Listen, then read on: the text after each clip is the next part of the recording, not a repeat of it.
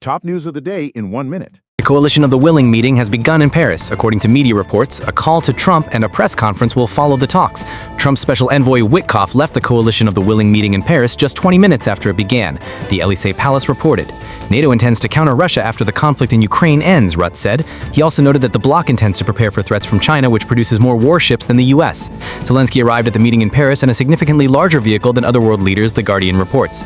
The U.S. military signed a record contract with Lockheed Martin for nearly 2,000 latest Patriot missile interceptors, worth $9.8 billion. Xi Jinping and Kim Jong-un will hold talks in Beijing, the Chinese Foreign Ministry reported.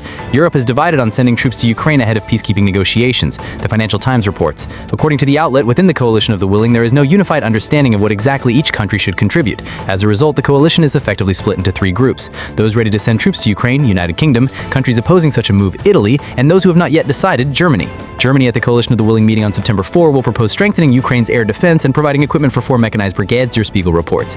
Zelensky, believe me, in 2 years the Russian armed forces will have many missiles with a range of 5,000 kilometers. Trump may soon break the internet, U.S. presidential aide Dan Scavino said. The Coalition of the Willing meeting in Paris has concluded, media report. According to the Ukrainian president's press secretary, Zelensky also held talks with U.S. Special Envoy Witkoff. A phone call between European leaders and Witkoff with Trump is now expected, after which Macron will give a briefing at the Élysée Palace. Participants of the Coalition of the Willing express readiness to supply Ukraine with long-range missiles, the British government said. Trump, Zelensky, and European leaders began a joint press conference, Bloomberg reports.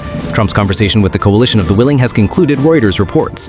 Dodik stated that the Republika Srpska could declare independence if external pressure on it increases. You from Brussels behave in a European way, we can talk. Any new imposition will lead us to the decision on the independence of Republika Srpska, and we firmly want to do this, Milorad Dodik said. Fashion designer Giorgio Armani has died, La Repubblica reports. He was 91 years old.